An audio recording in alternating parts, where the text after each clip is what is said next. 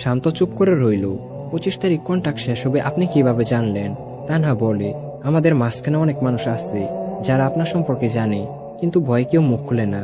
এখন শুনেন, আপনার মায়ের অপারেশনের জন্য টাকা লাগবে, সেটা কোথা থেকে আসবে? আমি শকড হয়ে গেলাম। আপনি আমার মায়ের কথা জানলেন কেমনে? তানহা এসে বলল, সেটা আপনি না জানলেও চলবে। এখন সোজা কথা শুনেন, মিরপুর রাতে একটা টুর্নামেন্ট হয়, আপনি আমার হয়ে গেম খেলবেন, টাকা পয়সা যা লাগে সব আমি দিব। আমি মনে মনে ভাবলাম, যদি না করি তাহলে টাকার অভাবে আমার মায়ের অপারেশন হবে না। তাই আমি বললাম, কোথায় আসতে হবে? তানহা লোকেশন পাঠিয়ে দিল আর বলল, রাত 2টায় আসবেন। আমি দুপুর থেকে তেমন কিছু খাই নাই, তাই রাস্তার পাশে একটা হোটেলে ঢুকলাম। 20 টাকার ডাল আর 10 টাকার ভাত নিলাম। হঠাৎ মনে পড়লো, একটা সময় আমার কাছে টাকার কোনো অভাব ছিল না, কিন্তু এখন ডাল দিয়ে ভাত খেতে হচ্ছে। তো খাওয়া শেষ করে রওনা দিলাম। রাত তখন একটা 20-এর কাছাকাছি। দোকানপাট সব বন্ধ। প্রায় 15 মিনিট হাঁটার পর সেই জায়গায় আসলাম। 5 তলা একটা বিল্ডিং, দেয়ালের রং উঠে গেছে, কিন্তু গেটের সামনে 2 জন লোক দাঁড়িয়ে আছে। আমি ভিতরে যেতে একজন বলল, কোথায় যান? আমার শরীরটা অনেক নোংরা ছিল, তাই গার্ডগুলো আমাকে ঢুকতে দিল না। তখনই পিছন থেকে একটা মেয়ে বলল, ও আমার সাথে এসেছে।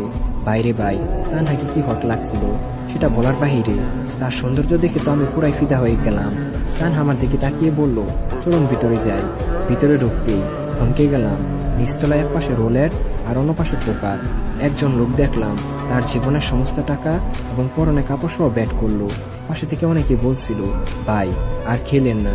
কিন্তু লোকটার চোখে তখন অন্যরকম নেশা। আমি ভাবছিলাম হয়তো সব শেষ, কিন্তু লোকটার ভাগ্য এতটাই ভালো ছিল যে কিছুক্ষণের মধ্যে কোটিপতি হয়ে গেল। আবার অন্য পাশে আরেকজন লোক কান্না করছিল, হয়তো সব শেষ।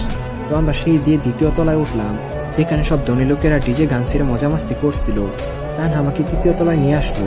এখানে শব্দ কম, টেনশন বেশি, মানে বুঝতেই তো পারছো, টুর্নামেন্ট হচ্ছে।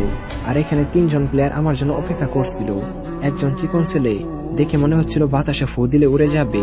আরেকজন ডিজে টাইপের, কিন্তু মেয়েটা পুরাই রাশিয়ান। তানহা সবার সাথে আমার পরিচয় করিয়ে দিল। রাশিয়ান মেয়েটা এক্সাইটেড হয়ে বলল, আপনি কি শান্ত ভাই? আমি অবাক হয়ে রইলাম। মেয়েটা বলল, 2023 সালে আপনার একটা ভিডিও ভাইরাল হয়েছে। আমি ওই ভিডিওটা মিনিমাম 20 বার দেখছি। এটা শুনে বুকের ভেতর অদ্ভুত একটা ফিল আসলো। এরপর তানহা আমাকে একটা ফোন দিল আর একটা আইডি দিল আর বলল, একটা ম্যাচ খেলে দেখেন। বাইরে ভাই, নামার আগে হেলমেট উড়ে গেছে। তখন রাশিয়ান মেয়েটা বলল, আপনি হয়তো গেম খেলেন না, তাই জানেন না, কিন্তু বিষয়টি আপনার জানা উচিত। এই 2 বছরে অনেক কিছু পরিবর্তন হয়েছে। বটলা প্লেয়াররা এখন অনেক প্রো হয়ে গেছে।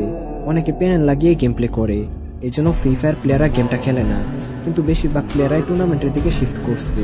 চিকন ছেলেটা বলল, আজকে আপনি গেম না খেলে আমাদের আইজিএল এর দায়িত্ব পালন করেন। আমি রাজি হয়ে গেলাম। তো ম্যাচ শুরু হলো। বাইরে ভাই, ক্যাম্পিং কাকে বলে? চিকন ছেলেটা বলল, জোন যদি পিকের দিকে যায়। আমি বললাম, জোন পিকের দিকে যাবে না, জোন যাবে ফ্যাক্টরিতে। 3 জনেই আমার কথা শুনলো। 2 মিনিট পর সত্যি সত্যি জোন ফ্যাক্টরি দিকে গেল। ডিজে ছেলেটা হেসে উঠল, উস্তাদ আপনি এখনো এক্সপায়ার হন নাই। আমি কিছু বললাম না। তখনই রাশিয়ান মেয়েটা বলল, সামনে ফাইট হচ্ছে, চলো আমরা রাশ দেই। আমি বললাম, দরকার নাই, রাশ করলে আরেকটা স্কোর এসে ভরে দিবে। কিন্তু তারা আমার কোনো কথাই শুনলো না, ডাইরেক্ট রাশ করে দিল। কিছুক্ষণের মধ্যে আরেকটা স্কোর এসে স্যান্ডউইচ করে দিল। চিকন ছেলেটা এক্সাইটেড হয়ে বলল, গুরু আপনি আগে থেকে জানলেন কেমনে? আমি বললাম, এটা টুর্নামেন্ট, এখানে ধৈর্য আর বুদ্ধি লাগে। তারা বুঝতে পারলো আমার মধ্যে ট্যালেন্ট রয়েছে। তো টুর্নামেন্ট শেষ করে যখনই নিচে নামছিলাম, তখন একটা ফোন আসলো। আমি কলটা ধরতেই ওপাশ থেকে বলল, আই এম সরি, রোগীকে বাঁচানো সম্ভব হয়নি। মুহূর্তেই মনে হলো পুরো পৃথিবী থমকে গেছে। আমার হাত থেকে ফোনটা পড়ে গেল। চারপাশে কিসিনো শব্দে মাথা ঘুরছিল। আমি হসপিটালে পৌঁছানোর পর দেখলাম সাদা কাপড়ে মাকে ডেকে রাখা হয়েছে। ধীরে ধীরে মায়ের কাছে গেলাম। জীবনে এই প্রথমবার নিচেকে এত অসহায় লাগছিল। তখন নার্স একটা চিঠি দিল। আমি কাপা হাতে চিঠিটা খুললাম। ভিতরে লেখা ছিল, বাবা আমি জানি তুই একদিন অনেক বড় হবি, কিন্তু আমার জীবনের শেষ ইচ্ছা ছিল মরার আগে একটিবার তোকে দেখার, কিন্তু সেই ভাগ্য হয় নাই। চোখের পানিতে চিঠিটা ভিজে গেল। মাকে কবর দেওয়া হলো।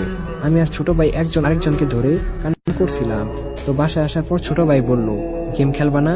আমি কিছুই বললাম না, কারণ কিছু স্বপ্ন থাকে যেগুলো পূরণ করতে গিয়ে আমরা নিজেদের প্রিয় মানুষকে হারিয়ে ফেলি।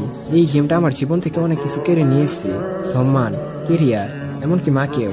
আমি সিদ্ধান্ত নিলাম আর কখনোই গেম খেলবো না। এখন শান্ত কি পারবে নিজেকে সামলিয়ে আবারও ব্যাক করতে? এটা জানতে হলে 3য় পর্বের জন্য ওয়েট করতে হবে। আর হ্যাঁ গাইস, এই ভিডিওটি তোমাদের কেমন লেগেছে সেটা অবশ্যই কমেন্ট করে জানিও।